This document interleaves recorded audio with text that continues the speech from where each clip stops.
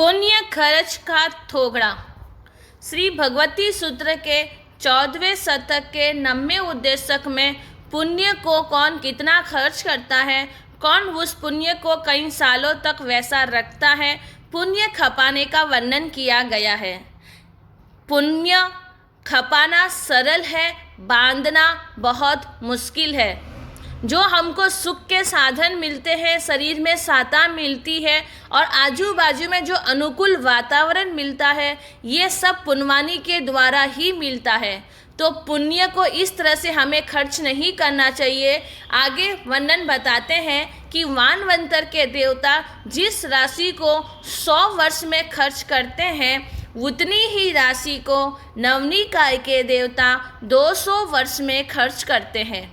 Same उतनी ही राशि को अश्व कुमार के देवता 300 वर्ष में खर्च करते हैं। ग्रह, नक्षत्र, तारा के देवता 400 वर्ष में खर्च करते हैं। सेम उतनी ही राशि को चंद्र सूर्य के देवता 500 वर्ष में खर्च करते हैं। देखिए, जो मानवंतर के देवता 100 वर्ष में खर्च करते हैं, तो ज्योतिष तक आते आते सेम वैसी ही राशि को 500 वर्ष में खर्च करते हैं। जैसे जैसे देवलोक बढ़ते जाते हैं, उतना उतना उनका समय भी बढ़ रहा है। पुण्यवानी भी सेम उतनी ही है, लेकिन खर्च करने का तरीका देखिए। वैमानिक के देवता सेम उतनी ही राशि को पहले दूसरे देवलोक के देवता 1000 वर्ष में खर्च करते हैं।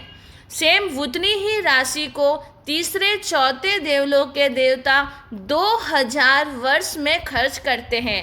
तो पांचवें और छठे देवलोक के देवता 3000 वर्ष में खर्च करते हैं। सातवां आठवां देवलोक के देवता 4000 वर्ष में खर्च करते हैं। 90 से लेके 12वें देवलोक के देवता 5000 वर्ष में खर्च करते हैं। तो देखिए, वानवंतर के देवता जो 100 वर्ष में खर्च करते हैं, सेम उतनी ही राशि को 12वां देवलोक के देवता 5000 वर्ष में खर्च करते हैं। जैसे जैसे देवलोक के देवता बढ़ते जाते हैं, वैसे वैसे उनके सुख के साधन, वैभव, देव देवियाँ, वो सारे बढ़ते जाते हैं, लेकिन फिर भी वो पुण्य को खर्च नहीं करते हैं। उनका पुण्य देखो, जो 100 वर्ष में खर्च कर रहा है, वही आगे जैसे जैसे उनका स्टेज बढ़ता जाता है और 5000 वर्ष में वो खर्च करते हैं। तो आगे देखिए कि नवग्रह की पहली त्रिक के देवता उतनी ही राशि को 1,00,000 वर्ष में खर्च करते हैं। दूसरी त्रिक के देवलोक के देवता 2,00,000 वर्ष में खर्च करते हैं। तीसरी त्रिक के देवता 3,00,000 वर्ष में खर्च करते हैं। 4 अनंतर विमान के देवता, जहाँ पर तो सिर्फ सम्यक दृष्टि जीव ही होता है और शुक्ल ध्यान होता है। अब सोचिए कि वहाँ पर जो सिद्ध शिला के एकदम नज़दीक है और 100 वर्ष का जो वानवंतर है, वो अनंतर विमान के देवता 4,00,000 वर्ष में खर्च करते हैं और सवासित विमान के देवता 5,00,000 वर्ष में खर्च करते हैं। तो देखिए, जैसे जैसे उनका सुख बढ़ रहा है, वैसे वैसे उनके पुण्य भी क्या हो रहे हैं। उनके पुण्य इतने पुण्य हैं, लेकिन फिर भी वो खर्च नहीं करते हैं। तो आप सोचिए कि देवलोक के देवता भी जैसे जैसे उनका स्टेज बढ़ता है, तो पुण्य भी उनका बढ़ रहा है, लेकिन फिर भी वो उनको खपाते नहीं है। तभी तो सवासित विमान के देवता मनुष्य बनकर मोक्ष में चले जाते हैं। उनका सिर्फ तनिक मात्र पुण्य ही बाकी है, पाप तो सारा उनका खत्म हो चुका है।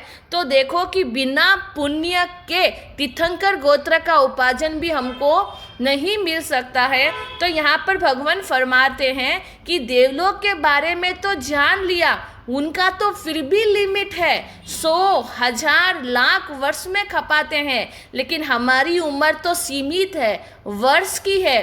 60, 70, 80 से ज़्यादा हमारी उम्र नहीं है। तो वानवंतर के देवता तो 100 वर्ष में ही खर्च करते हैं। वही पुण्य को हम लोग 10 दिन में, महीनों में ही खर्च कर देते हैं। अब सोचिए कि कैसे खर्च करते हो।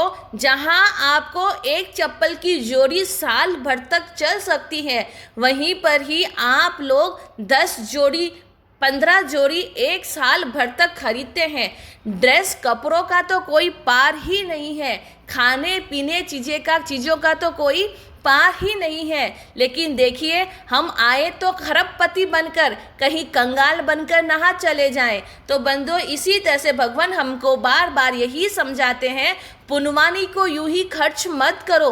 वह पुनवानी है, मिली है, पुनवानी के योग से मनुष्य भाव मिला है, उसको तुम सार्थक करो। कंगाल नहीं, तुमको वापस खरबपति बनकर ऊपर जाना है। तो इसी तरह आपको थोड़े से में बहुत कुछ समझा दिया है। समझदार को इशारा ही काफ़ी होता है। आप लोग समझ चुके हैं कि पुनवानी को खपाना सरल है, बंद करना बहुत मुश्किल है। जय जिनेंद्र।